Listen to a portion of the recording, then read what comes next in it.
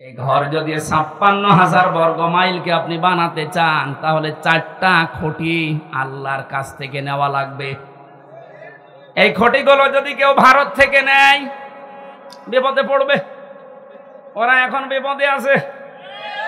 কথা বলেন না কেন?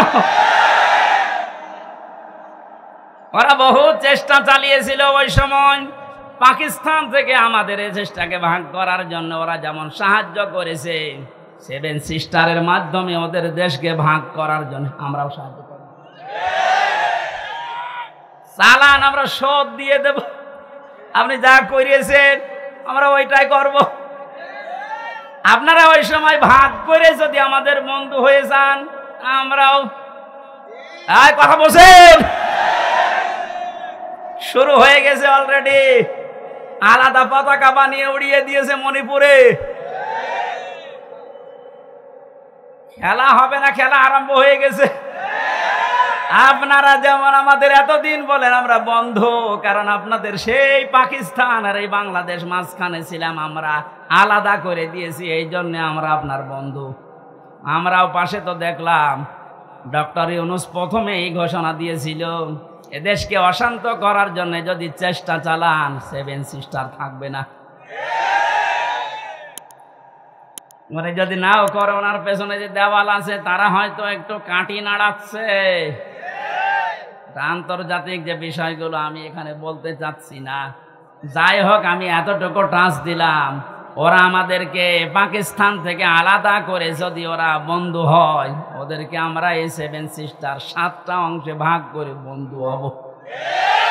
আমরা তো ওরা একটা করেছিল, আমরা 7টা করে দিচ্ছি। আমরা আরো বড় বন্ধু না? বাংলাদেশের ঐতিহ্যবাহী জেলা যশোর চৌগাছা থানার অন্তর্গত রামকৃষ্ণপুর ঈদগাহ ময়দানে মহাবিশ্বের মহাবিশ্বয় আমাদের মালিক, আমাদের মনিব, মহান রব্বুল ইজ্জাত ওয়াল জালালের মুখের পবিত্র বাণী কোরআনে কারীম ঐতিহাসিক তাফসীরুল কোরআন মাহফিল 2024 শ্রদ্ধাভাজন সভাপতি বিশিষ্ট আলেমে দ্বীন জনাব মাওলানা মুখতার আহমেদ এতক্ষণ পর্যন্ত যিনি আলোচনা রাখলেন, বিশিষ্ট ইসলামী চিন্তাবিদ, শিক্ষাবিদ, হাজার হাজার ছাত্রের উস্তাদ,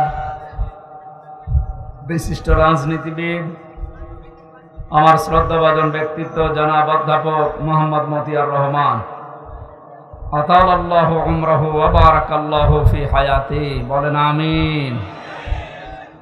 মঞ্চে বসা উলামায়ে কেরাম, সামনে বসা মুসলমান ভাইরা, পর্দার আড়ালের সম্মানিতা মা এবং বোনেরা, প্রশাসনের ভাইরা, প্রাণ প্রিয় যশোরবাসী, আল্লাহর দরবারে শুকরিয়া জানাচ্ছি যিনি আমাদেরকে এই প্রচণ্ড গরমে,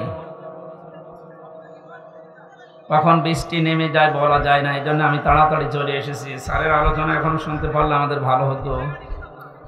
এখন শীতের সময় না তো, আজকে দুপুরবেলা ছিল আমার ওই সেই বাঘারপাড়া খাজুরা, যাওয়ার আধা ঘন্টা আগেও বৃষ্টি হয়ে গেছে।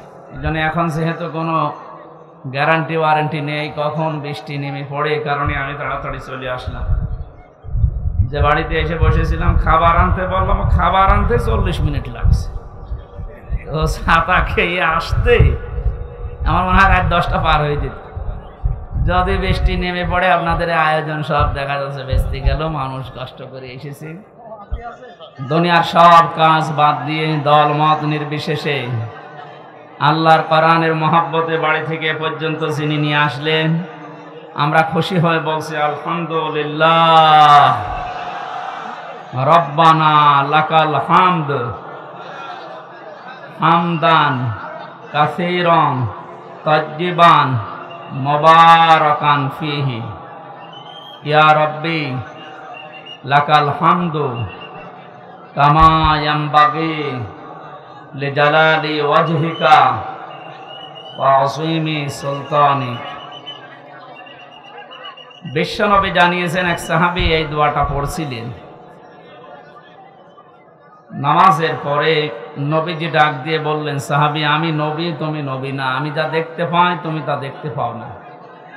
তুমি যখন এই কথাগুলো বলছিলে নামাজে, আল্লাহর ফেরেশতারা দেখলাম তোমার জীবনের নেকি লিখার জন্যে প্রতিযোগিতা করছে, কে কত বেশি নেকি লিখতে পারে। আমরা যেহেতু এটা পড়লাম, এখন ফেরেশতাদের কাজ হবে আমাদের আমলনামায় তারা প্রতিযোগিতা করে নেকি লিখা আরম্ভ করবে ইনশাআল্লাহ। এত আওয়াজ কানে আসলে আমার তো জানা কথা ভুলে যাবে সাতা কথা হলো। এমনি 3 বছর ছেলে থেকে কত কিছু ভুলে গেছে, আবার যতটুকু আছে এও তো এর আওয়াজ সব ভুলে যাচ্ছে।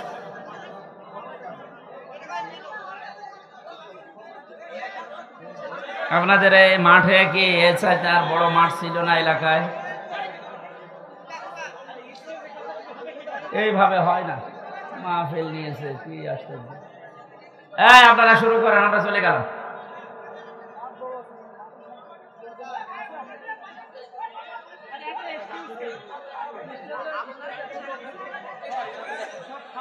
সুবহানাল্লাহ আলহামদুলিল্লাহ লা ইলাহা ইল্লাল্লাহ। আওয়াজ লাগবে আমার কানে আরো। সুবহানাল্লাহ আলহামদুলিল্লাহ লা ইলাহা ইল্লাল্লাহ লা ইলাহা ইল্লাল্লাহ মুহাম্মাদুর রাসূলুল্লাহ। আর একবার দরুদ শরীফ পড়বো, এর ভেতরে যদি আমার কানে আওয়াজ আসে আমি মোনাজাত করে বাড়ি চলে যাব। আল্লাহুম্মা সাল্লি আলা সাইয়্যিদিনা মাওলানা মুহাম্মাদ ওয়ালা আলি সাইয়্যিদিনা মাওলানা। এটা রেকর্ড হচ্ছে, দেখেছেন কতগুলো কিরমান কাতিবিন। কালকে ছড়িয়ে দেবে এই দৃশ্য। ওখানে লেখা আছে না, দেখেন তো, যশোর চৌগাছা, সারা বাংলাদেশের 560টার উপরে থানা, এখন সব জায়গায় কালকে ছড়াবে। আপনাদের এই দৃশ্য দেখে ওরা জানাবেন যে এই যশোরের মানুষ এমনি একটা ঝামেলায় আছে। আপনাদের জেলা কি যেন আছে, চাকলাদার না তারে নিয়ে, সে যাই হোক। নারায়ণগঞ্জে গেলে এক আল্লাহর ওলি আছে, 72 রাকাত তাহাজ্জুদ নামাজ পড়তো, ওরে নিয়ে এক যন্ত্রণা আছে, ওই জেলার লোক। আর এই যশোরে আছে এই আল্লাহর ওলি, দেখুন এ তো আর তাহাজ্জুদ পড়ে না, অন্য জায়গায় যায়। তো এর নিয়ে এমনি আপনাদের এক বদনাম আছে। এরপরে যদি কোরআনের অনুষ্ঠানে এই করেন, তা আপনাদের তো বদনাম ছড়াবে কালকে। সুনামের জন্যে কোরআনের এই আয়োজন করে যদি বদনাম হয়ে যায়, আমার মনে হয় এটা না দিয়ে অন্য কিছু করার দরকার ছিল। নিজেদের দায়িত্ব নিয়ে চুপ করেন ভাই, বদনাম হয়ে যাচ্ছে, চুপ করেন। এখন না আমার বিভাগ, তো এই জন্য একটু ঝামেলা বেশি। আমরা সারা জীবন রংপুর বিভাগের মানুষদেরকে একটা নাম বলি, মফিজ। এটা যেন বাদ দিয়েন না, এটা কেটে দিয়ে। ওরা মফিজ হলেও ভালো, নরম সরম, উদার আছে।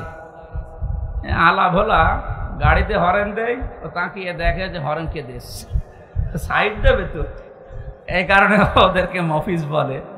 কিন্তু ওরা গরিব মানুষ তো, রংপুর বিভাগের মানুষেরা। ওরা নবীজির হাদিস অনুযায়ী অন্যান্য বিভাগের চাইতে 500 বছর আগে জান্নাতে যাবে। ধনীদের চাইতে গরিবরা কত বছর আগে জান্নাতে যাবে? তোদের আর একটা সমস্যা আছে, বিড়ি বেশি খায়। আমাদের বিভাগে তৈরি হয় এটা, আর খায় ওরা। আমি যেখানে ছিলাম আকিস গ্রুপে, স্যারকে বলেছিলাম যে এইটা বাদ দিন, যদিও এটা দিয়ে আপনাদের শুরুতে এটা বাদ দিয়ে অন্তত কোনো খাবার বানান। ওনারা এটা আমেরিকার কাছে বিক্রি করে দিয়েছে কত হাজার কোটি টাকায় যেন, ওটা দিয়ে এখন খাবার বানায়। 65 রকমের খাবার আকিস গ্রুপ এখন বাংলাদেশ সহ বিশ্বে সাপ্লাই দিচ্ছে।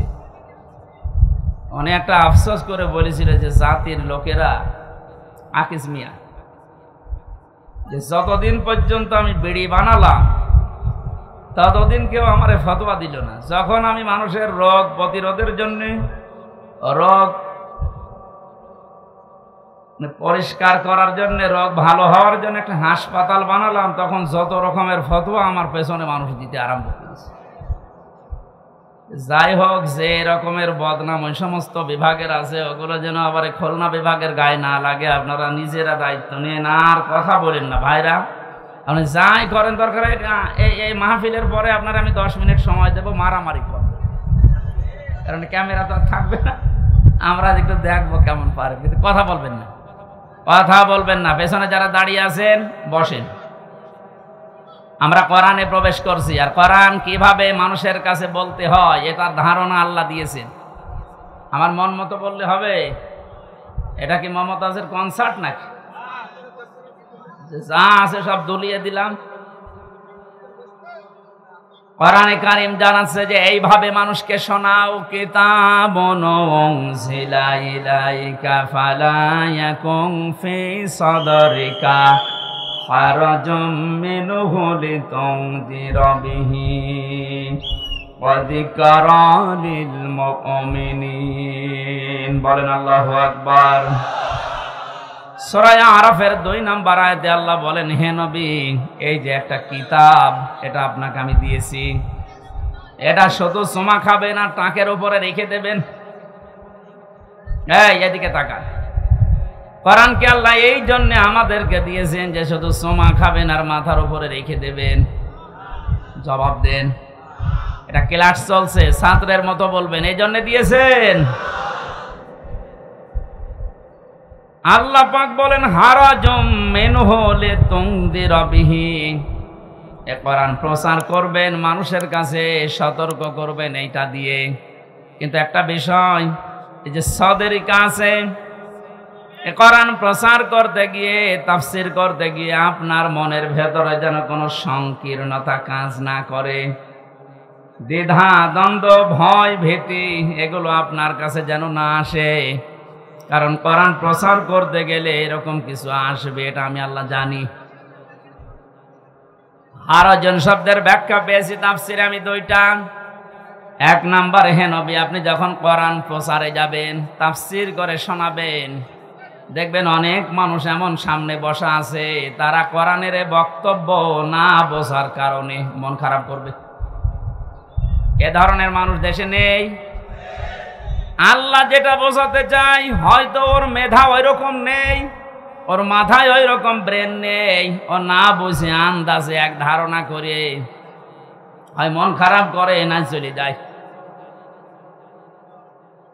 2 নম্বরে, আবহমান কাল থেকে এই পৃথিবীতে এমন এমন নিয়ম নীতি ইসলাম মনে করে মানুষ পালন করছে, যেটা আসলে ইসলামে নেই।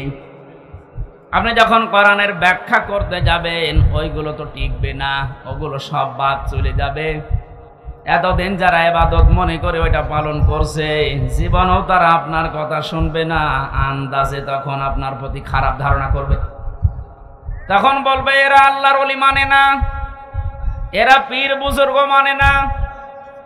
কোরআনে কারিমে আল্লাহ আয়াতের পরে এই জন্যই এই শব্দগুলো এরপরে লাগিয়েছেন, ইত্তাবিউ মা উনজিলা ইলাইকুম মির রাব্বিকুম ওয়া লা তাত্তাবিউ মিন দুনিহি আউলিয়া ক্বালিলাম মা তাযাক্কারুন। ইত্তাবিউ বহু বচন দিয়েছেন আল্লাহ। ও যশোরবাসী, এ বাংলাদেশে যারা একামতে দিনের দায়িত্ব পালন করে, এ মানুষগুলো এই বিশ্বাস নিয়েই একামতের দিনের রাস্তায় এসেছে যে এই দায়িত্ব পালন করতে গিয়ে যত সময় যাবে আমি জান্নাতের দিকে এগিয়ে যাব। এটা অন্তত যারা করছে, তারা যদি নাও করে, আমি করি ব্যক্তিগতভাবে, দিন কায়েমের জন্য একামতে দিনের দায়িত্ব পালন করতে যে সময়টুকু, অর্থ, যা কিছু ব্যয় হবে, আমার মেধা, যোগ্যতা, বক্তৃতা সব আমাকে জান্নাতের দিকে এগিয়ে নেবে। এই জন্য একামতে দিনের দায়িত্ব পালন করছেন যারা, নিজেকে ছোট মনে করবেন না, হীনমন্যতায় ভুগবেন না। আমি গ্যারান্টি দিয়ে যেতে পারি আপনাকে আল্লাহ কোনোদিন জাহান্নামে দেবে না। কারণ দিন কায়েম করার জন্য যারা চেষ্টা চালায় ওদের আর যাই করুক আল্লাহ জাহান্নামে দেবে না। এটা তো আমি বানালাম। আল্লাহ পাক বলেন, হাল আদুল্লুকুম আলা তিজারাতিন তুনজিকুম মিন আযাবিন আলীম। ওহে যারা ঈমানের দাবি করো, আমি কি এমন একটা ব্যবসার কথা বলে দেব যেটা করলে তোমাদেরকে জাহান্নামের আগুনে যাওয়া লাগবে না, যন্ত্রণাদায়ক আযাব থেকে আল্লাহ তোমাদের বাঁচিয়ে দেবে। এই ব্যবসার কথা বলতে গিয়ে আল্লাহ যে সমস্ত জিনিসের নাম দিয়েছেন তার 3 নাম্বার এইটা। এই পৃথিবীতে আল্লাহর দিন কায়েমের জন্য যারা জান আর মাল দিয়ে চেষ্টা চালায়, আল্লাহ পাক বলেন যালিকুম খায়রুল লাকুম, এইটাই ভালো কাজ। আমি আজকে 500টা ভালো কাজের ব্যাখ্যা করার জন্য বাঘারপাড়ার খাসুরাতে বসেছিলাম, কিন্তু ওদের সময় কভার করেনি। একটা মাত্র ভালো কাজের ব্যাখ্যা ওখানে দিয়েছি। আল্লাহ যে আহসান ও আমালার কথা জানিয়েছেন যে আমি ভালো কাজ তোমাদের কাছ থেকে দেখতে চাই। পৃথিবীতে আল্লাহর দৃষ্টিতে যত ভালো কাজ আছে তার 1 নাম্বার কাজ হচ্ছে আনাকিমুদ্দিন, দিন কায়েম করা। কোরআনে এরকম 500টা আছে। এটা আমাকে জেলখানার ভেতরে বাংলাদেশের জীবন্ত শহীদ এটিএম আজহারুল ইসলাম, ওনার কাছে অনেকগুলো বই দেখেছিলাম, ফাঁসির কন্ডেম ছেলে। মাঝে মাঝে আমার কাছে পাঠিয়ে বলতো যে হামজাকে দেবে, এগুলো যেন পড়াশোনা করে বাইরে মানুষদেরকে ডেলিভারি দিতে পারে। আল্লাহর ওই বান্দাকে আল্লাহ যেন দ্রুত আমাদের ভেতরে ফিরিয়ে দেন, বলেন আমিন। তা জীবন্ত শহীদ লোকটা। যে সমস্ত মিথ্যা অপবাদগুলো দিয়ে ইসলামী আন্দোলনের একামতে দিনের দায়িত্বশীল মানুষগুলোকে দুনিয়া থেকে বিদায় করে দিয়েছে, পৃথিবী এখন প্রমাণ পাচ্ছে, দেখতে পাচ্ছে এগুলো পুরাটাই প্রতিহিংসার ফসল। এটাও তো বানালাম নাকি? শহীদ মীর কাশেম আলী, শহীদ আব্দুল কাদের মোল্লা রহমতুল্লাহ আলাইহে, গত কয়েকদিন আমি গিয়েছিলাম ফরিদপুরের মোল্লা সাহেবের কবরে। আমি ছোট থেকে বড় পর্যন্ত যতগুলো মানুষের সাথে ওই গ্রামে মিশেছি, প্রত্যেকটা মানুষ বলছে না, যাকে ফাঁসি দেওয়া হয়েছে এটা ওই কসাই কাদের না, ইনি আব্দুল কাদের মোল্লা। গোলাম মাওলা রনি সাহেব ওনার সাথে জেলে ছিলেন।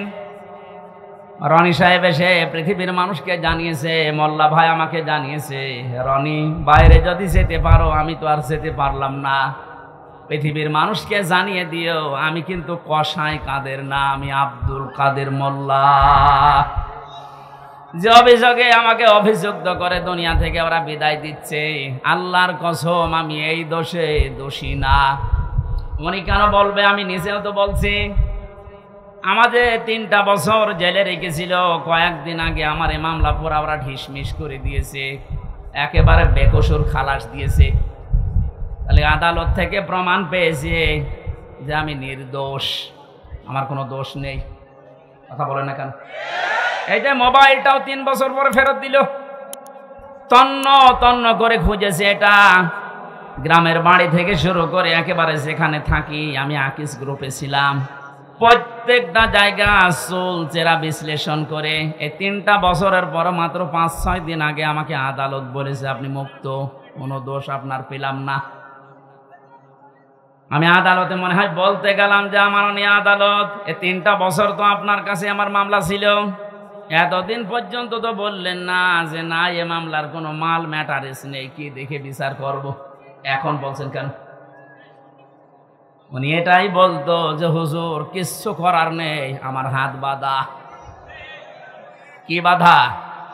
বলেন বলেন। এদেশের 1628টা চেয়ার আছে, এই চেয়ার না,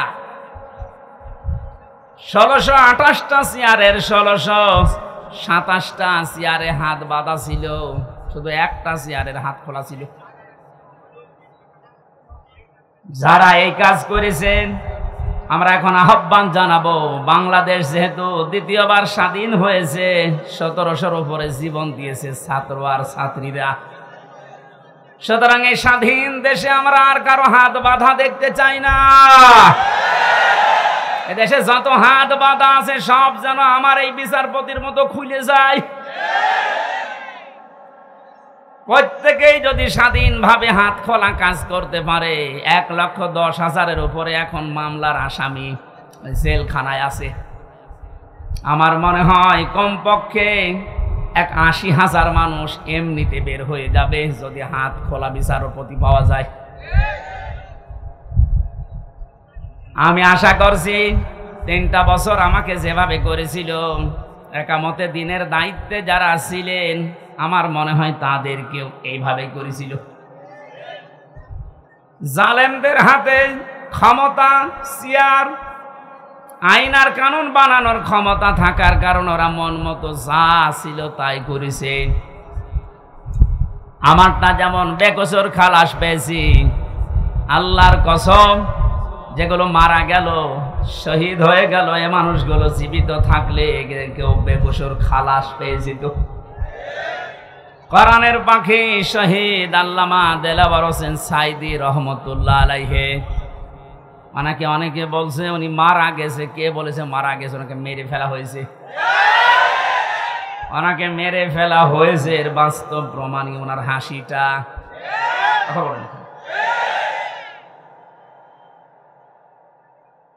আমি নিজে নিজে আমার বাবার যা আছে, আমার যা আছে, যদি ইসলামের খুঁটিনাটি বিষয়গুলো আমি মেনে জান্নাতে যেতে পারতাম, কসম খোদার জীবনও আপনাদেরকে আমি দিন কায়েম করা লাগবে এই ঝামেলাপূর্ণ কথা বলতাম না। এটা যে কত বড় যন্ত্রণা।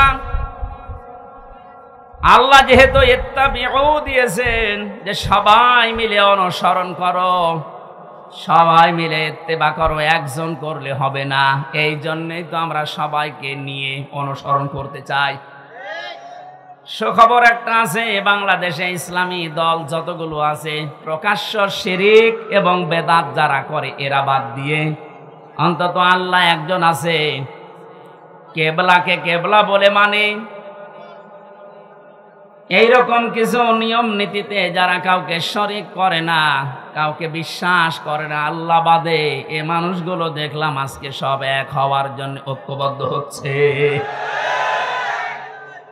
জালেমরা তো পালিয়েছে, মুনাফিক যারা এদের গায়ে অনেকের এখন আগুন লেগে গেছে, কারণ এরা চিন্তা করছে এভাবে যদি সব এক হয়ে যায়, আমরা 5 তারিখের পর থেকে যেভাবে শুরু করেছিলাম এই কাজও বন্ধ হয়ে যাবে। ওরা বুঝে ফেলেছে। এখানে আশা করছি যেভাবে এগিয়ে যাচ্ছে সবাই মিলে অনুসরণ করার জন্যে ধর্ম বিষয়ক উপদেষ্টা যিনি আছে ডক্টর আফামা খালিদ হোসেন, আল্লাহ তার হায়াতে তাজ্জেবা সিহাতে কল্লিয়া বাড়িয়ে দেন, বলেন আমিন। ডক্টর চেষ্টা এবং ইখলাস যা দেখতে পাচ্ছি, আশা করছি ইসলামের সূর্যর সামনে আমরা এদেশে দেখতে পাবো ইনশাআল্লাহ। এই জন্য যারা আছি আমরা ছোটখাটো বিষয় নিয়ে মত পার্থক্য বাদ দেওয়া লাগবে। একটা হোস্টেলে 100 জন খাবার খায়, সকালের নাস্তা, কলার পাউরুটি। 20 জন হোস্টেল ম্যানেজারকে আহ্বান জানিয়েছে যে স্যার এইটা যেন ঠিক থাকে। 80 জন বলছে না, এটা আমরা আর খাবো না, নতুন মেনু আমাদেরকে দেন। কিছু কিছু ছেলেরা বলছে আমাদেরকে খিচুড়ি দেওয়া লাগবে সকালে, কেউ কেউ বলছে আমাদেরকে চিড়া দেওয়া লাগবে, কেউ কেউ বলছে আমাদেরকে রোল দেওয়া লাগবে। আর ওই যে 20 জন ওরা বলছে যা আছে ওইটাই আমরা চাই, কলা পাউরুটি। ম্যানেজার বলছে এভাবে হবে না, ভোট দেওয়া লাগবে। আমি তো একবারে পাল্টিয়ে দিতে পারি না। ভোট দেওয়ার পরে দেখা গেল ওই যে আগের যে 20 জন আছে কলা আর পাউরুটি ওটা ঠিকই আছে। চিড়া যারা চেয়েছিল তারা 18 জন হয়েছে, যারা খিচুড়ি চেয়েছে তারা 17 জন, যারা রোল চেয়েছে তারাও 15 জন। এভাবে ভাগ ভাগ করতে করতে 20 পর্যন্ত আর যায়নি, আগে যা ছিল ওইটাই কায়েম হয়ে আছে। কি বসালাম বলেন তো? এদেশে 20 জন মাত্র এখন আগের যে সিস্টেম গুলো ছিল ওইটাই চালু রাখতে চাচ্ছে, কিন্তু আমরা এখন 80 জন পাল্টিয়ে গেছে। এই কথা বলছেন?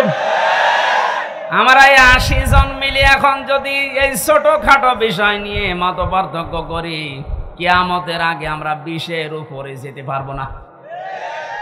এই জন্য সব বাদ দেওয়া লাগবে। কার কয় কলি টুপি, কার লম্বা টুপি, কার জব্বা, কার সিরা, কে হাত বাঁধে, কে মোনাজাত করে, এগুলো সব বাদ দেন। আল্লাহ একজন আছে, রাসূল আমার নেতা, এই বিশ্বাসে যারা বিশ্বাসী তারা আমরা এখন 80 জন। আরো জোরে। আমরা কোনো বিষয় নিয়ে আর সামনে ঝামেলা যেন না করে। 80 জন যদি ঠিক থাকতে পারি, ভোট যদি 80টা এক জায়গায় পড়ে, ওরা তো 20 জন চালিয়ে আসছে আগে থেকে, কিয়ামত পর্যন্ত ওরা আর বাড়বে না, কারণ আমাদের বরদোয়া লেগে আছে। রাব্বিলা তাদার আলাল আরদি মিনাল কাফিরিনা দাইয়ারা ইন্নাকা ইন তাদারহুম ইউদিল্লু ইবাদাকা ওয়ালা ইয়ালিদু ইল্লা ফাজিরান কাফফারা। বলেন আল্লাহু আকবার। হযরত নূহ দোয়া করেছিলেন, মাবুদ বহু চেষ্টা চালিয়েছি 9.5 বছরে, 900 বছর ধরে, এ মানুষ ভালো হয়নি। তোমার কাছে আমি শেষ পর্যায়ে বরদোয়া দিলাম, এদের আন্ডা বাচ্চা পর্যন্ত যেন জমিনে না থাকে, কারণ যেইটা থাকবে ওইটা দিয়ে তোমার বান্দাদেরকে এরকমরা বানাবে। আমরা এই 53 বছর, কোরআনের পাখি প্রায় 50 বছর চেষ্টা চালিয়েছে, কিন্তু জালেমদের পরিবর্তনের কোনো সুযোগ ওরা গ্রহণ করেনি। কথা বলেন না কেন? চেষ্টা তিনি কম চালিয়েছিল।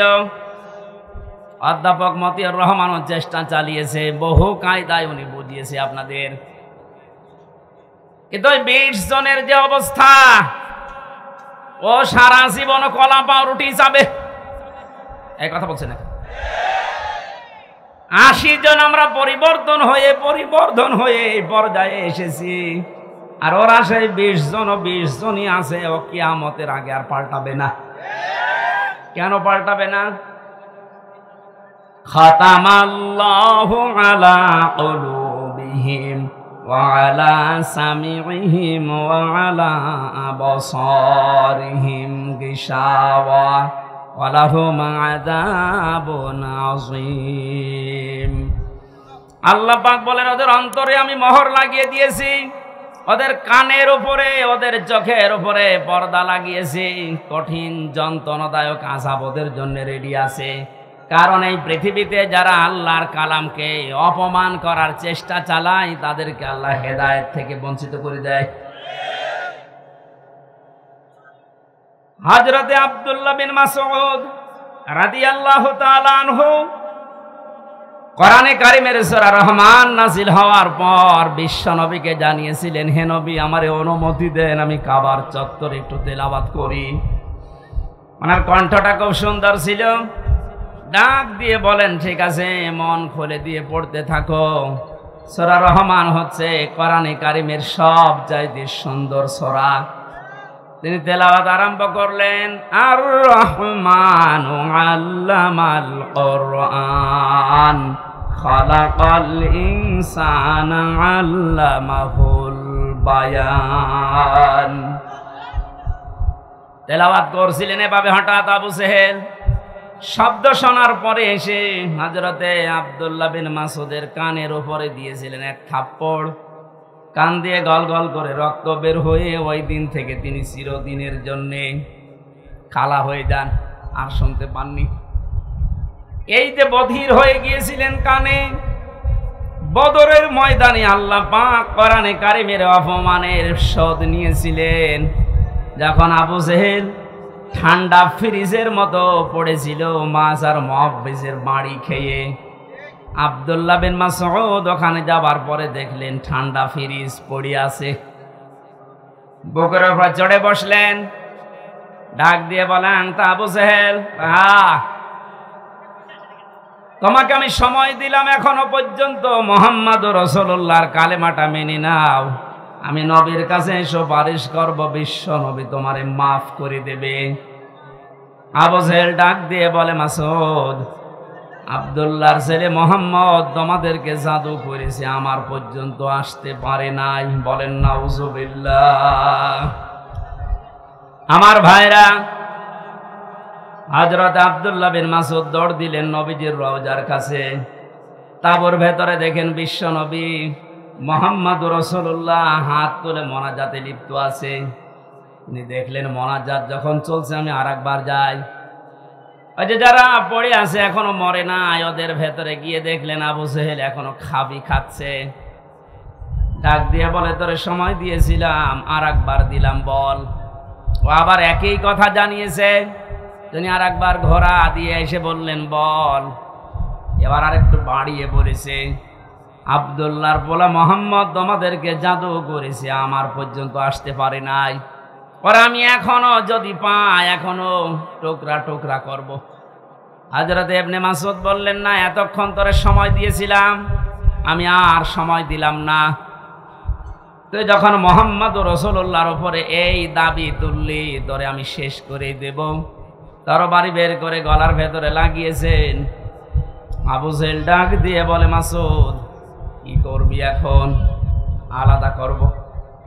ওই সময় বলেছিল, আলাদা করবি কর, আমার গলাটা একটু বড় করে কাট, দেশের মানুষ যেন দেখে বোঝে যেটা নেতার মাথা। মরে যাচ্ছে, তাও তেজ কমছে না। আমার মনে হয় এই দেশে এই 5 তারিখের পরে অনেক আবু জেহেলকে আমরা এখনো পর্যন্ত দেখতে পেয়েছি, পাচ্ছে, মরে যাচ্ছে, তেজ কমছে না। খাতামাল্লাহু আলা কুলুবিহিম, আল্লাহ কলবের উপরে মেরে দিয়েছেন একেবারে মোহর। এর ভালো হওয়ার কোনো পরিবেশ নেই। ইবনে মাসউদ চিন্তা করলেন, এর মাথাটা যদি নবীজির তাবু পর্যন্ত নিয়ে যেতে পারি, নবী আমার জন্য দোয়া করবেন। তিনি মাথা ধরে টানলেন, 2 হাত দিয়ে দেখে নড়ে না। চিন্তা করলেন, মাথা এত ভারী হয়ে গেল কি করে? কাছে যে রশি ছিল, তরবারি দিয়ে কানের ছিদ্রি একটা, ওর ভেতরে বান্ধন দিয়ে তিনি টানতে আরম্ভ করলেন। দেখে না, নড়ে না। কি মাথায় এত ভারী হয়ে গেল কি করে? 2 কান ছিদ্রি করলেন। 2 কানের ভেতরে রশির অগ্রভাগ 2টাই ঢুকিয়ে যখন সুন্দর করে বাঁধন দিয়ে অপর ভাগ ধরে টান দেওয়া আরম্ভ করলেন, এবার মাথা নড়া আরম্ভ হয়েছে। চিন্তা করেন, এতক্ষণ পর্যন্ত মাথা টান দিয়েছি, নড়ে না, এখন নড়ছে কোন কারণে? আল্লাহ রাব্বুল আলামিন বোঝাতে চেয়েছে, মাসউদ, আমার কোরআন কাবার সামনে তেলাওয়াত করার কারণে এই লোকটা তোর কানের ওপরে থাপ্পড় দিয়ে একটা কান নষ্ট করে দিয়েছিল। আমি আল্লাহ আজকে তোর হাতে ওর 2টা কান নষ্ট করে দিয়ে প্রতিশোধ নিলাম। পরকালে কি করব এটা আমি আল্লাহ জানি। আমি যেটা বোঝাতে চাচ্ছিলাম, এই পৃথিবীর ময়দানে কোরআনে কারিমের গায়ে যারা হাত দেয়, অপমান করার চেষ্টা করে কোরআন কেন্দ্রিক কোনো বিষয়ের সাথে, আল্লাহ পাক কিন্তু দুনিয়াতে তাদের শাস্তি দিয়ে দেখিয়েছেন। কমেল্লাই মন্দিরে যারা দেবতার পায়ের কাছে কোরআনে কারিম রেখেছিলেন, আজ কিন্তু ধরা পড়ে যাচ্ছে। দশ ছাপিয়েছে ইসলামী আন্দোলন যারা করে একামতের দিন, যে এরা করেছে দুনিয়া উল্টিয়ে যাবে। কখনো একামতে দিনের কোন নেতা কর্মী দেবতার পায়ে কোরআন রাখবে আমি বিশ্বাস করি না। ওরা হেফাজত ইসলামের উপরে চাপাতে চেয়েছিল যে কোরআন এরা মে মাসের 5 তারিখে আগুন লাগিয়েছে। এটা এখন প্রমাণ হচ্ছে আগুন দিয়েছে কে? আপনাদেরকে হেদায়েত থেকে বঞ্চিত করে দিয়েছে আল্লাহ এমনিতেই না, প্রমাণ এইটাই। কারণ কোরআনের ওপরে যারাই হাত দেয় তাদের কপাল আল্লাহ নষ্ট করে দেয়। আমার ভাইরা, আমরা সবাই মিলে অনুসরণ করব। কারণ হচ্ছে আমি একা একা অনুসরণ করার কথা আল্লাহ এখানে দেননি, বহু বচন দিয়েছেন। এজন্য সবাইকে নিয়ে অনুসরণ করতে চাচ্ছি। কিন্তু যাদের কপালে কোরআনের কারণে মোহর মারা আছে এই 20 জন, কলা পাউরুটি যারা চেয়েছে ও মরণ পর্যন্ত ওইটাই চাইবে। ওরা চাইতে থাক, আমরা তো এখনো 80 কয়জন? 80। বলেন বলেন, আরো জোরে বলেন আর একবার। 80 জন যদি এবার ভুল করেন, 20 কিন্তু আবার আসবে। ভুল করা যাবে? বলেন, একটু মিলিয়ে দেখেন তো কোথায় 80 আর কোথায় 20। এরপরও আমরা পারি না, কারণ আমরা কেউ 18, কেউ 17, কেউ 15, কেউ 14। আর ওরা যেহেতু আবাহমান কাল থেকে আসতেছে ওই 20। আমরা আর এই 17, 18, 19-এ থাকবো না, আমরা এখন 80 হয়ে যাব ইনশাআল্লাহ। সময় যেহেতু সামনে আসছে, আমরা 80 হব না 20 থাকবো ইনশাআল্লাহ। এটা করতে হলে সবাই মিলে আজ অনুসরণ করা লাগবে আল্লাহ যেটা দিয়েছে। তার নাম কি? বলেন বলেন। আল্লাহ পাক আয়াতের পরবর্তীতে জানিয়েছেন, ওয়ালা তাত্তাবিউ মিন দুনিহি আউলিয়া।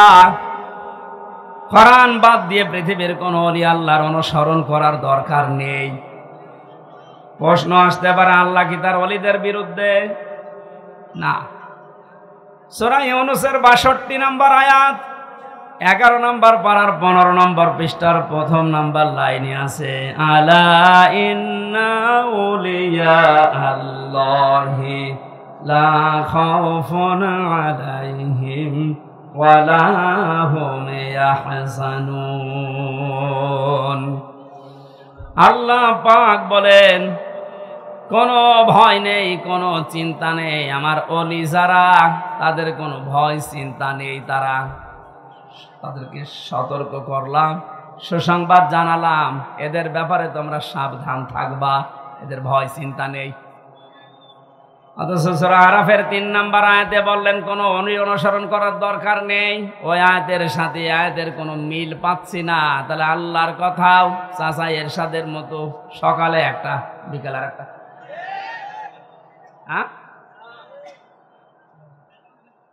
কোরআনে কারিমে আল্লাহ তো জানিয়েছেন, লা মুবাদদিলা লিকালিমাতি। আল্লাহর কালামের কোনো পরিবর্ধন নেই। অথচ ওখানে বললেন ওলিদের কোনো চিন্তা নেই, আর এখানে বলছেন ওলি অনুসরণ করার দরকার নেই। মুফাসসিরিনে কেরাম লিখেছেন, আয়াতের ব্যাখ্যা করতে গিয়ে আল্লাহ এই জন্যই ওলি অনুসরণ নিষেধ করেছেন। আল্লাহ খুব ভালোভাবে জানেন, কারণ বর্তমান ভবিষ্যৎ এগুলো সব জানেন কে? আরো জোরে বলেন।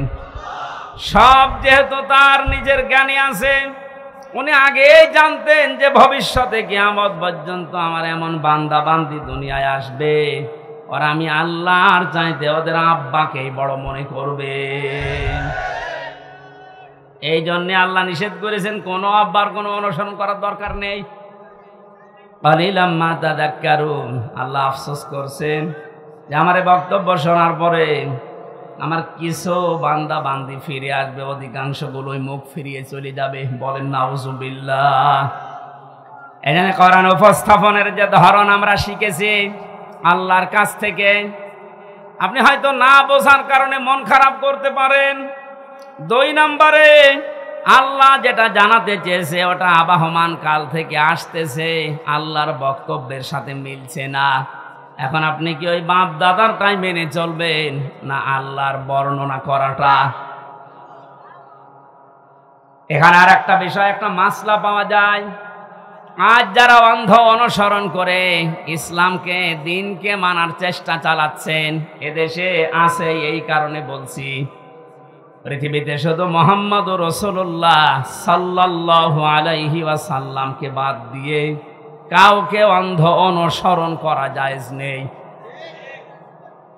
কেন জায়েজ নেই? কারণ উসওয়াতুন হাসানা এই শব্দটা শুধুমাত্র মুহাম্মদুর রাসূলুল্লাহকে আল্লাহ দিয়েছেন। পৃথিবীর কাউকে আল্লাহ উসওয়াতুন হাসানা এটার গ্যারান্টি দেয়নি। লাকাদ কানা লাকুম ফি রাসূলিল্লাহি উসওয়াতুন হাসানা। অবশ্যই তোমাদের জন্য মহত্তম আদর্শ লুকিয়ে রেখেছি আমি আল্লাহ রাসূলুল্লাহর জীবনে। কার জীবনে? বলেন বলেন। আল্লাহকে এখানে বলতে পারতেন না যে আব্দুল্লাহ বিন মোহাম্মদ, মোহাম্মদ ইবনে আব্দুল্লাহ, তার জীবনের ভেতরে আমি লুকিয়ে রেখেছি, তার নাম তো আল্লাহ জানতেন, কেন তার নামটা এখানে উচ্চারণ না করে রাসূলুল্লাহ দিলেন? কারণ তিনি মুহাম্মাদুর রাসূলুল্লাহ এই শব্দটা পেয়েছিলেন নবী হওয়ার পর থেকে। 40 বছরের আগ পর্যন্ত মানুষ তাকে আরব জাহানে বলতো আব্দুল্লাহ বিন মোহাম্মদ, আর 40 বছরে যখন তিনি কোরআন পেয়েছেন তখন শুধু আব্দুল্লাহ বিন মোহাম্মদ না, হয়ে গেছেন রাসূলুল্লাহ। তাহলে অনুসরণ করা, অনুকরণ করা মুহাম্মদ ইবনে আব্দুল্লাহকে ফরজ না রাসূলুল্লাহকে ফরজ? আশা করছি আমি যেটা বোঝাতে চাচ্ছি আপনি বুঝবেন। এই বাংলাদেশ সহ বিশ্বের বহু জায়গায় আমি গিয়ে দেখেছি তারা আজ এখনো পর্যন্ত এ কথা বলছে আমরা নবীওয়ালা কাজ করি। হ্যাঁ, আপনি আব্দুল্লাহ বিন মোহাম্মদ, মোহাম্মদ ইবনে আব্দুল্লাহ, ইনি যতদিন পর্যন্ত নবী হওয়ার আগ পর্যন্ত এ নামে মানুষ তাকে ডাক দিয়েছে, আপনার জীবনে এই কাজগুলো আছে। কারণ তিনি ওই সময় সত্য কথা বলতেন, ভালো কাজের আঞ্জাম দিতেন। কোন মানুষ যদি বিপদে পড়তেন সেখানে এগিয়ে যেতেন। এই কাজগুলো মুহাম্মদ ইবনে আব্দুল্লাহর জীবনীতে আমরা সিরাত ইবনে হিশামে, সিরাত বিশ্বকোষের ভেতর থেকে পেয়েছি। কিন্তু তিনি যখন রাসূলুল্লাহ হয়ে গেছেন, তার আপন চাচা আবু লাহাব পর্যন্ত জানের শত্রু হয়ে দাঁড়িয়েছে। এই বাংলাদেশ সহ বিশ্বে আজ যারা বলেন আমরা নবীওয়ালা কাজ করি না, আপনি মুহাম্মদ ইবনে আব্দুল্লাহর কাজ করেন। রাসূলুল্লাহ নবীওয়ালা কাজ যদি কেউ দাবি করে, উনি যেমন রাসূল হওয়ার পর থেকে 63 বছর, এই 23 বছরে 82 বার টার্গেট হয়েছিলেন ইহুদিদের, আপনি অন্তত 82 বার না হলেও 2 বার তো হবেন। আপনাকে ইহুদি, খ্রিস্টান, মুশরিক সবাই ভালোবাসে, সবাই ভালো বলে, বুঝতে হবে আপনার কাজ এখনো রাসূলুল্লাহর কাজ হয়নি। এজন্য আমাদের অনুসরণ করা দরকার এখন থেকে মুহাম্মদ ইবনে আব্দুল্লাহ না রাসূলুল্লাহর? আরো জোরে। আল্লাহ রাব্বুল আলামিন রাসূলুল্লাহকে অনুসরণ, অনুকরণ করার তৌফিক আমাদেরকে যেন দান করেন, বলেন আমিন। এখানে অনুসরণ করার জন্য 27টা পয়েন্ট আমি পেয়েছি তাফসিরে।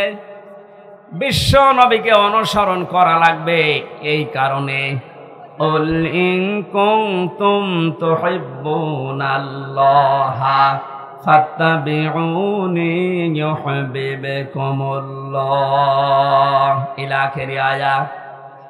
সূরা আলে ইমরানের 31 নম্বর আয়াতে আল্লাহ জানিয়েছেন, হে নবী, মানুষকে আপনি এ কথা বলেন যদি আল্লাহকে ভালোবাসিয়ে দাবি তারা করে, তারা যেন আপনার অনুসরণ করে। শব্দের দিকে খেয়াল করেন, ফাত্তাবিউনি, আমার অনুসরণ করো। এখন এই অনুসরণটা মাস্ট বি, করাই লাগবে 1 থেকে 40 না 40 থেকে 63। এই সহজ কথাগুলো আপনি বুঝতে চান না, খালি ফতোয়াবাজি করেন কেন বলেন তো? 1 থেকে 40 বছর পর্যন্ত এই পৃথিবীতে কেউ যদি মুহাম্মদ ইবনে আব্দুল্লাহকে না মানে, অনুসরণ না করে, সে জান্নাতে যাবে না। একটা হাদিস দেখান, কোরআনের একটা আয়াত বলেন। কিন্তু মুহাম্মদ ইবনে আব্দুল্লাহ থেকে যখন রাসূলুল্লাহ হয়ে গেছেন, আমরা সবাই এখানে জানি উনি রাসূল হয়েছিলেন কত বছর বয়সে?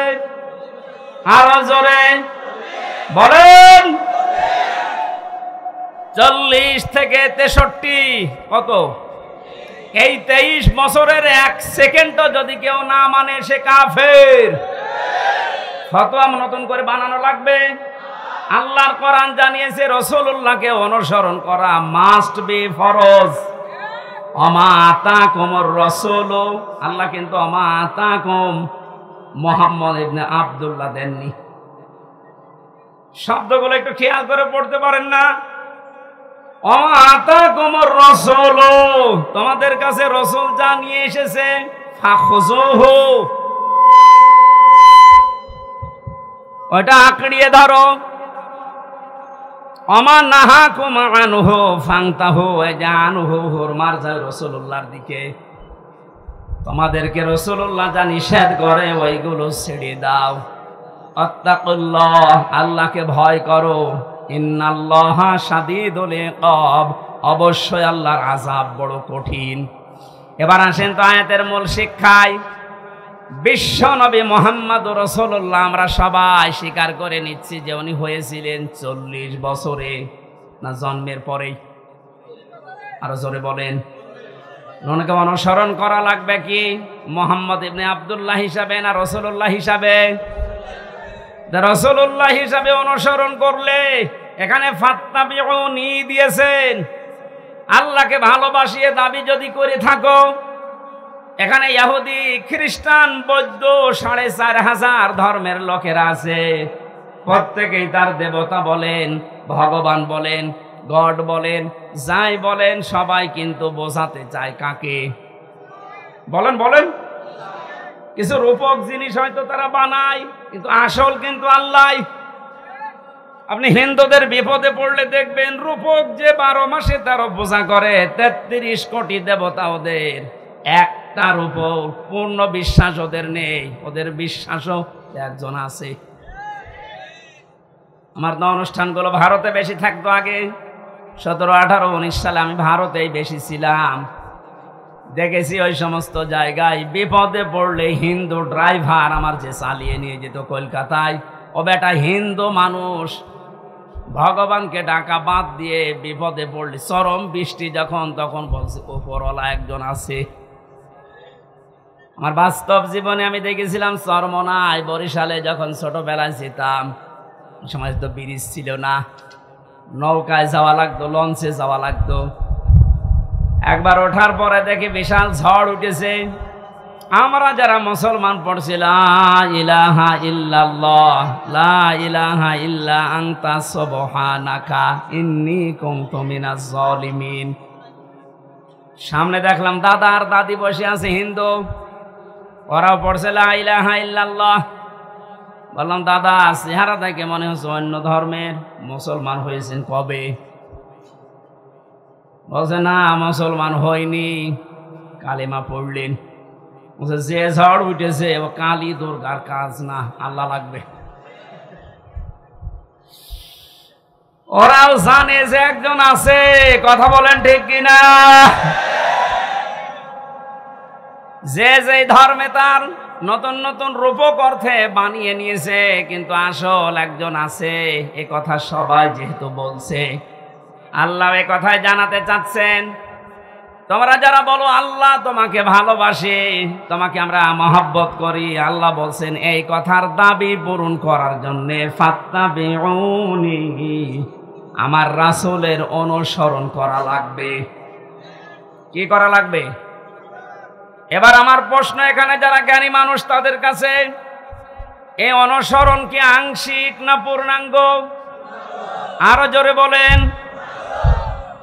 আজ এই বাংলাদেশ সহ বিশ্বের বহু মুসলমানেরা, আমি এই যে সিঙ্গাপুর, মালয়েশিয়া কয়েকটা রাষ্ট্র ঘুরে আসলাম এই 15-20 দিন আগ থেকে, বাস্তবতা দেখেছি হাজার হাজার লক্ষ লক্ষ আমাদের মতো মুসলমান আংশিক কিছু মানা, কিছু অনুসরণের মাধ্যমে ওরা মনে করছে আমরা নাজাত পেয়ে যাব।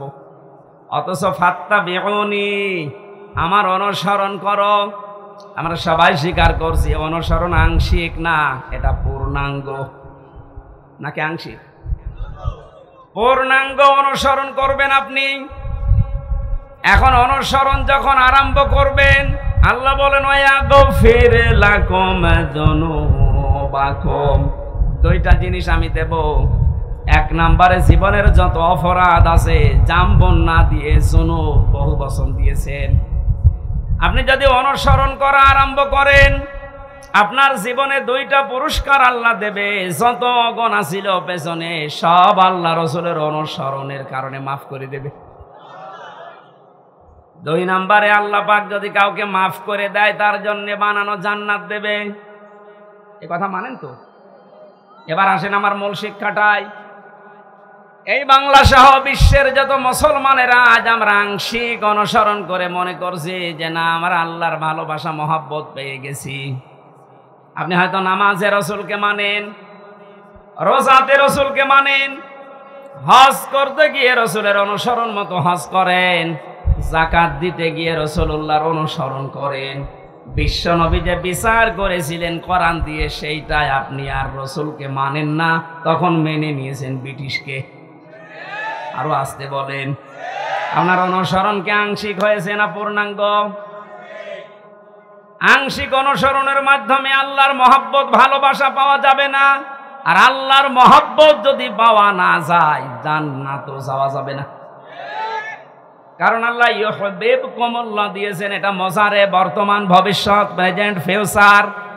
কোন মানুষ যখন পূর্ণাঙ্গ অনুসরণের জন্য সিদ্ধান্ত নিয়ে লেগে পড়বে, আল্লাহ পাক বলেন আমিও তাকে ভালোবাসা শুরু করব। এখানে কত জ্ঞানী মানুষ আছেন আপনার বিবেকের কাছে, আপনার আমার প্রশ্ন, আপনার শরীর থেকে শুরু করেন, এ 3.5 হাত বডি, আপনার পরিবার, আপনার সমাজ, আপনার রাষ্ট্র, আপনার আন্তর্জাতিক নীতি তাকান, সব জায়গায় অনুসরণ যদি পূর্ণাঙ্গ আপনি না করেন, আল্লাহর কোরআন বলছে আপনাকে আল্লাহ এখনো ভালোবাসা আরম্ভ করে নাই। তাহলে এই আয়াত অনুযায়ী বাংলাদেশে হাজার হাজার পীর আল্লাহর ভালোবাসা এখনো পায়নি। বেশি বলে ফেললাম। আশা করছি আমি যেটা বোঝাতে চেয়েছি, এখন থেকে আর অপূর্ণাঙ্গ না, আমরা পূর্ণাঙ্গ অনুসরণ করতে চাই রাসূলুল্লাহকে। আর আজকের আমার তেলাওয়াত কি তো আয়াত ওইটাই, সূরা ইউনূস 25 নম্বর আয়াত, কোরআনে কারীমের 10 নম্বর সূরা। এটা 11টা রুকু আছে, 109টা আয়াত আছে, মক্কায় নাজিল হয়েছে। একটা আয়াত আর একটা আয়াতের আংশিক পড়েছি। আল্লাহ রাব্বুল আলামিনও জানিয়েছেন। এবার আমি তাফসীর আকারে শুরু করছি, জবান খুলে পড়েন। আউযু বিল্লাহি মিনাশ শাইতানির রাজিম, বিসমিল্লাহির রহমানির রহিম।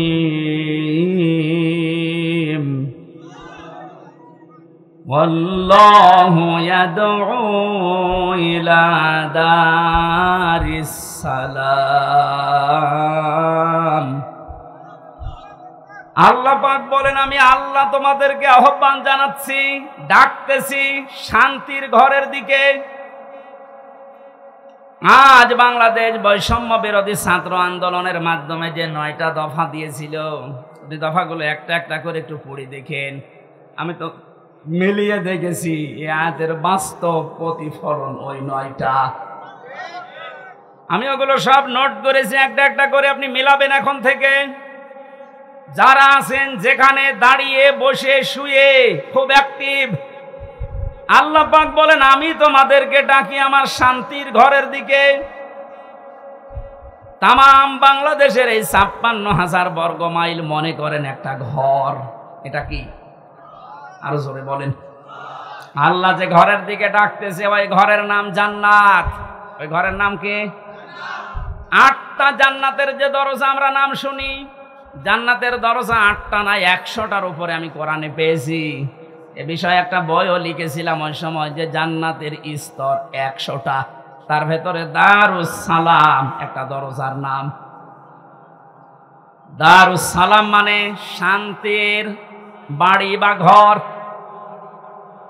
আল্লাহ পাক এখানে ডাক দিয়েছেন যে তোমরা শান্তির ঘরে প্রবেশ করো। এই পৃথিবীর মানুষ যেটা উদাহরণ দিলে বসে বেশি, আমি ওইভাবে সেট করেছি।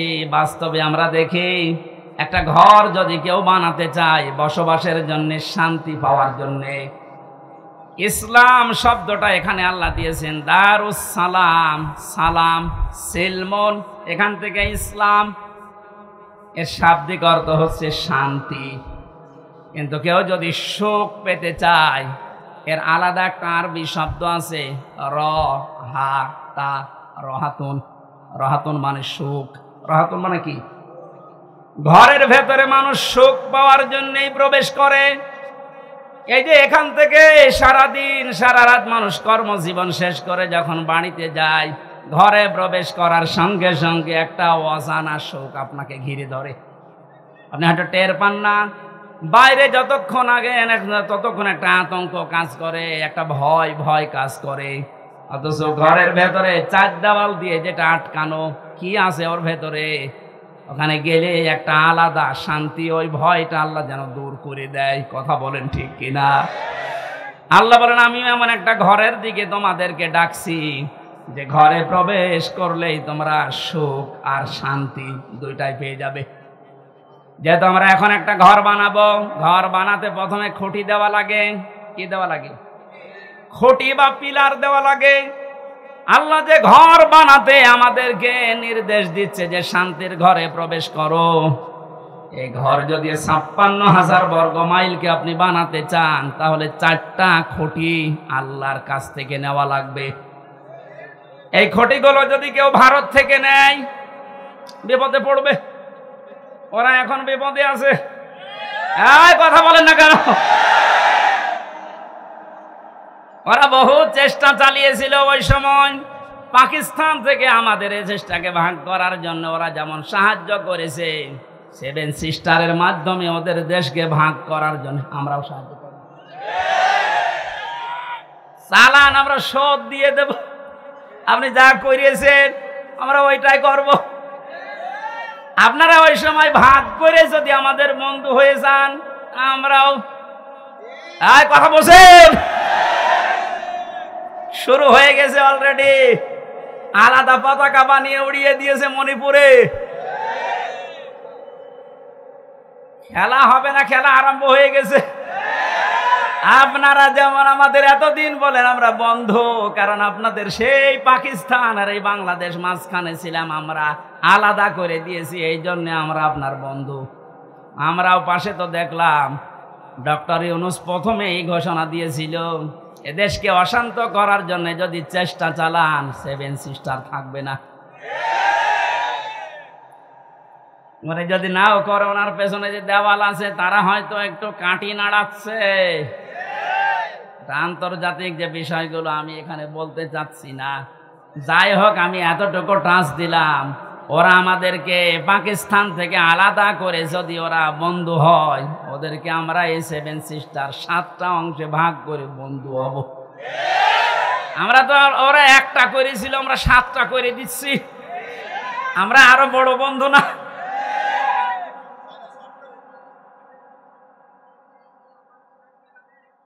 যশোরবাসী এবার খেয়াল করেন, না আমরা শুধু ভারত থেকে না, চীন থেকে না, রাশিয়া থেকে না, আমেরিকা না, কারো কাছ থেকে খুঁটি নিতে চাই না। আল্লাহ যে খুঁটি দিয়েছে শান্তির ঘর বানাতে, আমরা ওই খুঁটি নেব। আমার কথার অর্থ বোঝার চেষ্টা করেন, খুব খেয়াল করে শুনবেন। আমি কোরআনে কারিম থেকে পেয়েছি, 1 নম্বরে আল্লাহ পাক বুনিয়াল ইসলাম আলা খামসিন শাহাদাতি আল্লাহ ইলাহা ইল্লাল্লাহ। এই যে হাদিসটার ভেতরে 5টা বিষয় আছে, তার 4টা খুঁটি আমি সেট করেছি। নামাজ, রোজা, হজ আর যাকাত, এই 4টা খুঁটি মজবুত ভাবে গেড়ে দেওয়া লাগবে। খুঁটি থাকলে হয় না। ঘরকে শান্তির ঘর বানাতে হলে বেড়া দেওয়া লাগে। কথা বলেন না কেন? কোরআনে কারিম থেকে আমি বেড়া বের করেছি 4টা। 1 নম্বরে বেড়া, 1 নম্বরে বেড়ার নাম হচ্ছে রাজনীতির বেড়া। এটা যেত চলছে এখন দেশে, এটা পরিষ্কার করা লাগবে।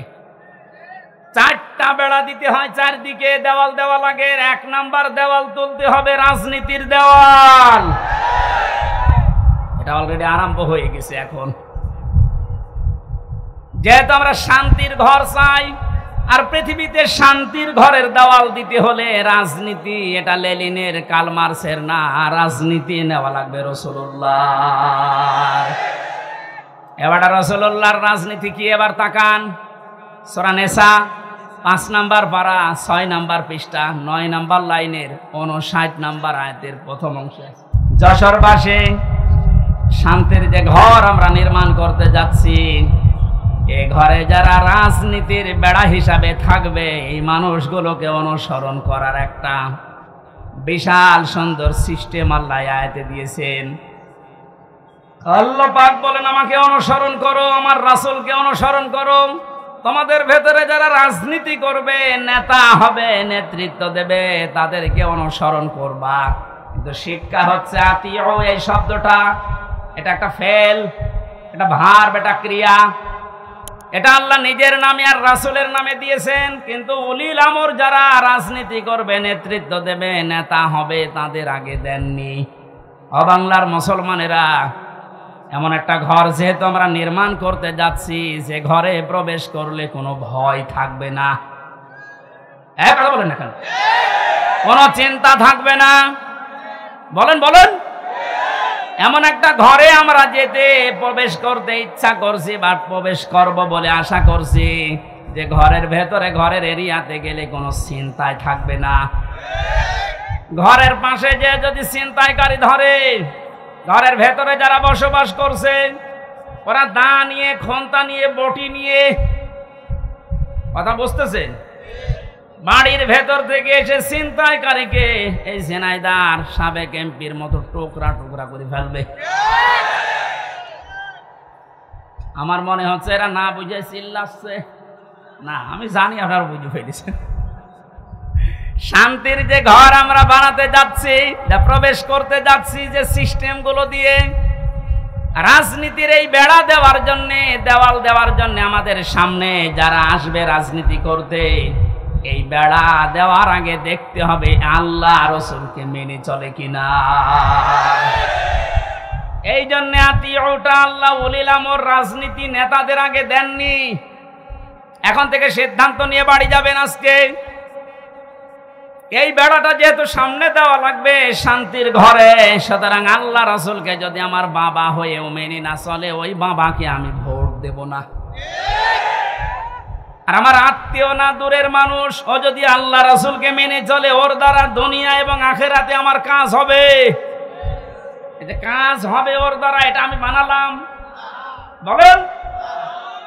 সূরা নিসা 5 নম্বর পারার 10 নম্বর পৃষ্ঠার 12 নম্বর লাইনের 85 নম্বর আয়াতে আছে, মাইয়াশ ফাআশাফাতান হাসানাতাই ইয়াকুল্লাহু নাসীবুম মিনহা ইলা আখির আয়া। দলিলগুলো লম্বা করছি না, গরমে আমার ভেতরে ঘেমে যাচ্ছে, জন্য তাড়াতাড়ি করছি। দুনিয়ায় যারা একটা ভালো কাজে সুপারিশ করবে, ভোট দেবে, রায় দেবে, সমর্থন জানাবে, ওই লোকটা চেয়ার পাওয়ার পরে যে ভালো কাজ করে সওয়াব পাবে, আপনি শুধু এই রায় দেওয়ার কারণে একই সওয়াব পাবেন। যেই লোকটা এই কাজ করে আমাকে উপকার করছে দুনিয়া এবং আখিরাতে, সে যদি আমার দোলা ভাই না হয়, আমার বাবা না হয়, ও যদি আল্লাহ রাসূলকে মেনে চলতে পারে, ওকে আমি সমর্থন জানাবো, সাপোর্ট করব, সুপারিশ করব। কারা এই মতের সাথে রাজি আছেন দেখে লিল্লাহে তাকবীর।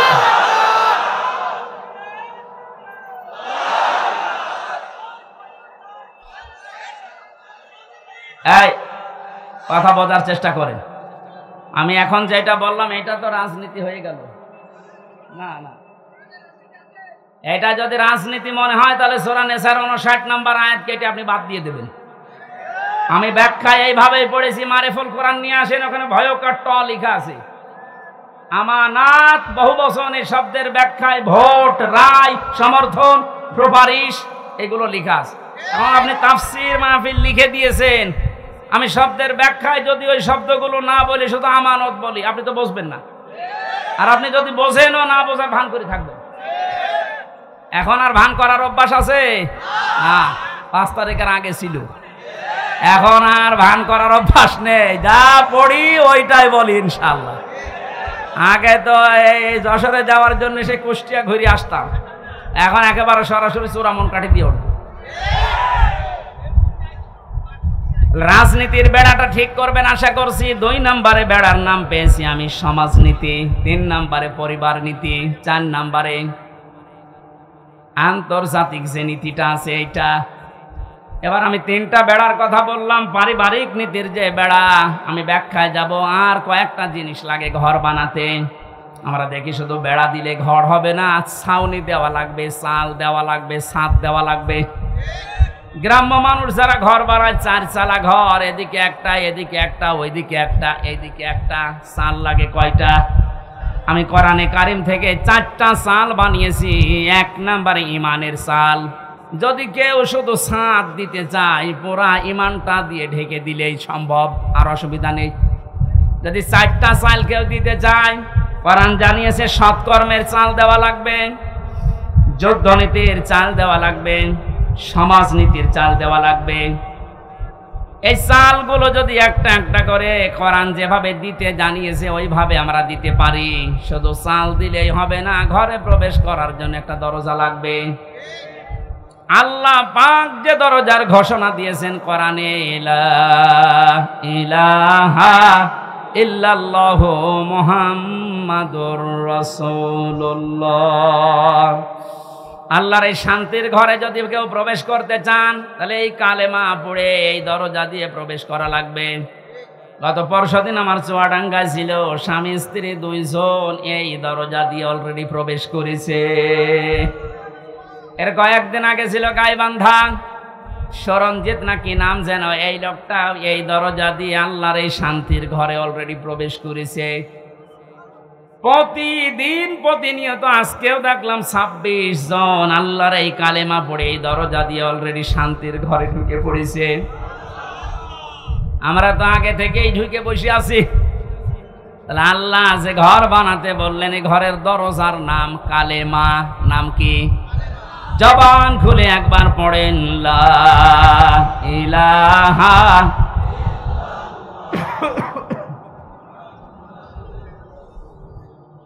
ঘরে এবার প্রবেশ করছি যারা, এ ঘরে প্রবেশ করতে হলে আংশিক পা দিয়ে আর এক পা বের করে রেখেছি, শান্তিতে থাকতে পারবেন।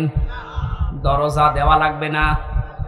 বলেন, দরজা যদি কেউ দিতে চায়, কোরআনে কারীম জানাচ্ছে, ইয়া আইয়ুহাল্লাযীনা আমানু দুখুলু ফিস-সিলমি কাফা। সূরা বাকারা 208 নম্বর আয়াতের প্রথম অংশে আছে, ও হে ঈমানদারেরা, তোমরা যদি সত্যি শান্তি পেতে চাও, আমি যে ঘর দিলাম ইসলামের, এখানে আংশিক প্রবেশ করবা না, পুরাপুরি প্রবেশ করো। জোরে বলেন আল্লাহু আকবার। ঘরে প্রবেশ করে যদি দেখেন জ্বালানা নেই, থাকতে পারবেন? আরামে ঘুমাবেন, দরজা বন্ধ, জ্বালানা দিয়ে চুরি হয়ে যাবে। আল্লাহ পাক এজন্য জানিয়েছেন, এই ঘর শান্তিময় রাখতে হলে আগে জ্বালানা ঠিক করো। আমরা কোন ঘরের 2টা 3টা 4টা পর্যন্ত জ্বালানা দেখি। কোরআনে কারীম থেকে আমি জ্বালানা পেয়েছি, এদিক থেকে বাতাস ঢুকবে, ওই দিকে বের হয়ে যাবে। 2টা, একটা মুআমালাত আর একটা মুআশারাত। আমিরে জামাত ডাক্তার শফিকুর রহমান যেটা এখন অলরেডি আরম্ভ করেছে, এই কথা বলছেন, শান্তির এই ঘরে থাকতে হলে জ্বালানা লাগবে, আর একটা দিলে হবে না। একটা জ্বালানা দিলে বাতাস একদিকে প্রবেশ করে দম বন্ধ হয়ে যাবে। এটা যেন বের হতে চাই, এই জন্য আমাদের মুআমালাত মুআশারাত ঠিক করা লাগবে। মানে ভারতকে জানিয়েছেন, আপনাদেরকে আমরা বন্ধু হিসাবে পেতে চাই। চীনের রাষ্ট্রদূত সেদিন যে প্রশংসা করেছেন, জালেমরা তো নেই, অনেক মুনাফিক এখন চলে যাচ্ছে। কত বিচক্ষণ লোক আপনি জানেন। আমি ছিলাম তার সাথে 4 দিন, বাস্তবতা দেখেছি। লোকটারে মাথা না, এটা একটা ম্যাগনেট। আপনি 20 বছর পরে যেটা বুঝবেন, আল্লাহ ওনাকে 20 বছর আগে ওইটা বোঝার মতো তৌফিক দিয়ে দিয়েছেন। ওনার যে স্যাক্রিফাইস, ওনার যে বিচক্ষণতা, যে তাওয়াক্কুল ভেতরে আছে, আর যে ইখলাস নিয়ে উনি কাজ করে, আমার আল্লাহ মনে হয় এই কারণে ওনাকে আস্তে আস্তে তুলে দিচ্ছে। আপনি যত ষড়যন্ত্র করেন রুখতে পারবেন না। ওনার প্রতিটি পদক্ষেপ আমার মনে হয় তাহাজ্জুদের নামাজ পড়ে সিদ্ধান্ত নিয়ে তারপরে করেন। জেলখানায় যতদিন আমি দেখেছি, আমার তো সেজদা ছিল 2 মিনিট 2.5 মিনিট, আর ওনার সেজদা ছিল 1 ঘন্টা 1.5 ঘন্টা। মানে সেজদায় সে মনে হয় কাঁদতেন যে আল্লাহ আমাকে আরো ছেলে মেয়ে বেশি দাও, আমার সম্পদ আরো বাড়িয়ে দাও। কি করেছে 1 ঘন্টা 1.5 ঘন্টা সেজদায় বসে বসে। এমন এমন কিছু উনি এই যে বছরের পর বছর জেল খাটার মাধ্যমে চেয়েছিলেন, আমার আল্লাহ ওই চাওয়াগুলো জিনিস এখন আস্তে আস্তে ওনাকে দিয়ে দিচ্ছে। জালেমরা বিদায় নিয়েছে, মুনাফিকদেরকে বলবো আপনি থামেন, পারবেন না। কারণ ওনার যে মুআমালাত, ওনার যে মুআশারাত, যে বিচক্ষণতা। কোথায়? কুষ্টিয়ায় 3 জন হাসপাতালে ভর্তি আছে, কুষ্টিয়ার জেলা আমির জানে না। উনি আছে কক্সবাজারে, ওখান থেকে জেলা আমিরকে কল দিয়ে বলছে 3 জন আপনার জেলায় হাসপাতালে কিছুক্ষণ আগে অ্যাক্সিডেন্ট করে পড়ে আছে, আপনি কোথায়? বলেন তো তার দূরদর্শিতা কত দূর। সেরকম একটা জেলা না, 64টা জেলা বাংলাদেশে।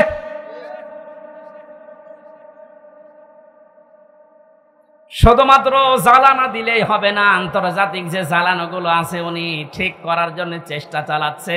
আল্লাহ যেন ওনাকে নিজের কুদরত দিয়ে পরিচালিত করেন, বলেন আমিন। শুধু জ্বালানা থাকলেও ঘর ঠিক থাকে না, ভেন্টিলেটর লাগে। কথা বলছেন এখানে? ভেন্টিলেটর লাগবে না আলো বাতাস প্রবেশ করার জন্য, ডিশের তার লাগানো লাগবে না, বিদ্যুতের তার লাগানো লাগবে, ওয়াইফাই তার লাগাবেন, নাই তো আপনি আন্তর্জাতিক বিশ্ব নিয়ে খেলবেন কি করে, জানবেন কি করে। এই জন্য ভেন্টিলেটর লাগবে কমপক্ষে 2টা 4টা। আল্লাহ রাব্বুল আলামিন কোরআনে কারিমে এমন সুন্দর সুন্দর ভেন্টিলেটর দিয়েছেন। সূরা আলে ইমরানের 85 নম্বর আয়াতে আছে, সূরা আলে ইমরানের 83 নম্বর আয়াতে আছে, সূরা আলে ইমরানের 19 নম্বর আয়াতে আছে। সুবহানাল্লাহ বলতে পারেন না? আমার গলা ব্যথা করছে, এই জন্য দলিলগুলো শুধু নাম বলছি। এভাবে যদি ঘর আমরা একটার পরে একটা পয়েন্টে যে সাজালাম, এগুলো একটা করে এখন ব্যাখ্যা আরম্ভ করব। আমার যে প্রথম ঘরের খুঁটির পরে যে চাল আমরা দিয়েছিলাম, নামাজের ব্যাখ্যা, রোজার ব্যাখ্যা, হজের ব্যাখ্যা, জাকাতের ব্যাখ্যা, একটা একটা করে খুঁটির ব্যাখ্যা দিলে এরকম 4 দিন লাগবে। আপনারা এগুলো সব কম বেশি জানেন, এই জন্য এই খুঁটিগুলো আমার বলার দরকার নেই। কয়েকটা চালের কথা, কয়েকটা বেড়ার কথা, দেওয়ালের কথা আমি বলছিলাম, তার ভেতরে একটা রাজনীতির বেড়া আমরা ঠিক করবো তো ইনশাল্লাহ। বাস্তবে যে দেখবেন আল্লাহ রসুলকে মানে না, ও আমার পীর হলেও ওরে মানি না, আমার বাবা হলেও মানি না, আমার ভাই হলেও মানি না। আল্লাহ রসুলকে মেনে চলে ও যদি এখানে বাড়ি না, আমার আত্মীয় না, কারণ এই বেড়া আমার দেওয়া লাগবে। এরপরের বেড়ার নাম পারিবারিক জীবনের বেড়া। এ বেড়ায় হাজারো মানুষের আমাদের ঠিক নেই, এখানে অনেক আলেম পর্যন্ত আছে। আমি বাস্তবে দেখেছি তাদেরও পরিবারে খাস পর্দা হয় না। আমি শপথ নেওয়ার জন্য গত 8 তারিখে 8 দিন আগে আমিরে জামাত এসেছিল কুষ্টিয়ায়, আমার ডেট ছিল ওই দিন। 120টার উপরে আমার প্রশ্ন করেছি পারিবারিক জীবন নিয়ে। যে প্রশ্নগুলো ছিল প্রায় 17-18টা। সারা দেশে আমি ওয়াজ করে বেড়াচ্ছি, সারা দেশে আমি ঘর চেয়ে বেড়াই, অথচ আমার ঘরে 3 নেই। আমারে যেগুলো প্রশ্ন করেছে মিথ্যা তো বলা যাবে না, বাস্তবে একেবারে সত্য সত্য মিলিয়ে দেখলাম না, মিলছে না। রকম মানে যে খুঁটি নির্ভর করা যায় এমন জিনিস, এটা আসলেই আমারে হয়নি। পারিবারিক জীবনের যে আসল খাস পর্দা, ওটা 100 ভাগ এখনো আমার আসেনি। আমারে বলছে হবে না, দিন পাল্টিয়ে দিলাম, আবার 9 দিন পেছিয়ে দিয়েছে। আমার মতো একটা নাম করা হুজুরের যদি এই অবস্থা, বাকিগুলো আল্লাহ জানে। আমাদের পারিবারিক জীবনের যে পর্দাটা, এটা অনেকে নফল মনে করে, অনেকে গুরুত্বই দিতে চায় না। আজকে আমি এখানে আসার পরে যে বাড়িতে বসেছিলাম, বাড়িওয়ালা তার বউ, মেয়ে, বেটার বউ সব নিয়ে আসতেছে, হুজুর দেখবে। এইটা তো হালকা জায়েজ আছে। হ্যাঁ, মেয়েদের পর্দা পারিবারিক জীবনে যে ফরজ, এটা অনেকে জানেই না। এদের একামতে দিনের খুঁটি হওয়ার জন্যে, আমি আরবিটা বললাম না, খুঁটি হওয়ার জন্যে অনেক কাঠ খড়ি পোড়ানো লাগে। সত্যি যদি কোনো মানুষ একনিষ্ঠভাবে ইখলাসের সাথে খুঁটি হিসাবে কাজ করতে চায়, আমার যতটুকু বাস্তবতা দেখলাম 120টা প্রশ্নের ভেতরে আল্লাহ তাকে জান্নাত দিয়ে দেবেন। আমাদের পারিবারিক জীবনে স্বামী স্ত্রীর যে সম্পর্কটা হওয়ার কথা ছিল, এখন আস্তে আস্তে ভারতের এই চ্যানেলগুলো থেকে, আশপাশের মানুষের ব্যবহার থেকে আমরা সব নষ্ট করে ফেলেছি। অধিকাংশ স্ত্রীর স্বামীর ওপরে শ্রদ্ধা নেই, ভক্তি নেই, খালি ভুল ধরার চেষ্টায় থাকে। এরকম বউ নেই? আরো আসতে বলেন। এ পৃথিবীতে যত খারাপ স্বামী হোক, ফেরাউনের মতো এত খারাপ স্বামী কারো কপালে জুটেছে? নিজের স্ত্রীর হাতে ব্রেক লাগিয়েছে, পায়ের ভেতরে ব্রেক লাগিয়েছে, কপালের ভেতরে শলাকা দিয়েছে, মাথার উপরে গরম তেল ঢেলে দিচ্ছে। হযরতে জিবরাইলকে আল্লাহ বললেন, জান্নাতটা নিয়ে ধরো আমার এই বান্দির সামনে। হযরতে আসিয়া জান্নাত দেখার পরে বলতে পারতেন, আল্লাহ তুমি আমার মরণ দিয়ে জান্নাতে প্রবেশ করাও। তিনি বলেননি। তিনি বলেছিলেন, মাবুদ তুমি জান্নাত আমার সামনে পাঠিয়ে দিয়েছো, আমি এইটা চাই না, আমি চাই তুমি যেখানে আসো ওই জায়গায় একটা ঘর আমার জন্য আলাদা বানাও, যেন ওখানে বসে বসে সব সময় তোমাকে দেখা যায়। আমার উপরে অত্যাচার চলছে, জুলুম চলছে, তোমার আবার যেন রাগ হয়ে না যায়। অনাজ্জিনি মিন ফিরআউনা ওয়া আমালিহি ওয়ানাজ্জিনি মিনাল কওমিজ যালিমিন। আরবি গ্রামার যারা বসে জিজ্ঞাসা করেন এক আলিফ করে আল্লাহ টান দিয়েছেন, অনাজ্জিনি আমাকে তুমি বাঁচাও, এই যে অত্যাচার করে আমার স্বামী নিজে আর লোক দিয়ে করায়, এই জালেমদের হাত থেকে তুমি আমাকে বাঁচাও। কিন্তু আল্লাহ তুমি রাগ করে আমার স্বামীর উপরে গজব দিও না। এত বড় কঠিন বিপদের ভেতরেও স্বামীর জন্য বরদোয়া দেয়নি। আর আমার আপনার বউ সারা জীবন আপনি মাটি করে দেবেন, খাটতে খাটতে মাথার ঘাম পায়ে ফেলে চুল উঠে যাচ্ছে আপনার। একদিন যদি একটা সাবান কম হয়, ফোঁটা দিয়ে ফোঁটা বের করে ফেলবে। বরদোয়া তো আছেই বাংলা আরবি মিলে না। আমরা এরকম পারিবারিক জীবন চাই না। বিশ্ব নবী মুহাম্মদ রাসূলুল্লাহর স্ত্রীর দিকে তাকান, তার পারিবারিক জীবন কেমন ছিল। হযরতে আয়েশা বলেন, মুহাম্মদ রাসূলুল্লাহ আমার স্বামী, তাকে আমি গোসল করাতেছিলাম, হঠাৎ রক্ত আর পানি প্রবাহিত হয়ে যাচ্ছিল। নবীজি বললেন, আয়েশা পানির ভেতরে রক্তের মতো লাল কি দেখা যায়? হযরতে আয়েশা বলেন, হে রাসূল আপনি যখন গোসল করার জন্য টুলের উপরে বসেছিলেন, ওর একটা পায়া আমার পায়ের উপরে পড়েছিল, আঙ্গুল ফেটে রক্ত বের হচ্ছে। বললেন, একটু বলতে পারলেন না আমাকে? আমি আগেই উঠে পড়তাম। হযরতে আয়েশা বলেন, হে রাসূল এটা তো আমার পায়ের আঙ্গুল ফাটা, রক্ত বের হয়েছে। যদি কলিজা ফেটে রক্ত বের হতো আমার স্বামীকে আমি উঠতে বলতে পারতাম না। এরকম ভক্তি শ্রদ্ধা করা বউ তো ঘরে ঘরে। কার বউ এরকম? একটু হাত তোলেন তো। এই মহিলারা আছে কনে গো? এই একটা মানুষও হাত তোলে। কিসের ওয়াজ করবে? আমাদের এই যে বেড়া আছে দেওয়াল, এ দেওয়াল নড়বড়ে জানা যাচ্ছে। কিসের সুখ পাবেন এই দেওয়ালের ভেতরে? কি আশ্চর্য! যশোরের মা বোনেরা একটা স্বামীও হাত তোলে নাই। আলহামদুলিল্লাহ বলবো না নাউজুবিল্লাহ বলবো? আমি জেলখানায় দেখেছিলাম 100 জনের প্রায় 70 জন জেল খাটতেছে এই পারিবারিক জীবনের কারণে। বই মেরে ফেলেছে, না আদা মারা করেছে, যাই যৌতুকের কারণে। এই সমস্ত বিষয় নিয়ে ওখানে বসে বসে আমি একটা বই লিখেছি, দাম্পত্য জীবনে কলহ এবং সমাধান কি। মেয়েদের জন্য বিশেষ করে গাড়িতে আছে কিনা জানি না, আছে, ওইটা নিয়ে যাবেন বর জন্যে, ওরা বলবেন এটা শেষ করো। মেয়েকে বিয়ে দেওয়ার আগে ওটা পড়াবেন, 120 পৃষ্ঠা লেখা আছে। যাওয়ার সময় গাড়ি থেকে নিয়ে ওদের পড়ান। পারিবারিক জীবনের এই যে দেওয়ালটা বেড়াটা, এটা আমাদের ঠিক করা দরকার। নয়তো আপনারও জীবনে এই জল্লাদ শাহজাহান এবং এখন যে জল্লাদ আছে কেন্দ্রীয় কারাগারে, এর নাম ইলিয়াস, এই বউ মারার কেসে জেল খাটতেছে। আমাদের কপালে ওরকম আবার এসে যাবে কিনা আল্লাহ জানে। এই জন্য ওইটা নিয়ে পড়ান, পারিবারিক জীবনের এই দেওয়ালটা বেড়াটা ঠিক করেন। আল্লাহ এরকম একটা শান্তির ঘর আমাদেরকে তৈরি করার তৌফিক দিন, যে ঘরের ভেতরে প্রবেশ করলেই শান্তি পাওয়া যায়। আল্লাহ আমাদেরকে দোয়াও শিখিয়েছেন, আমরা ওই দোয়াই আরম্ভ করছি। নেন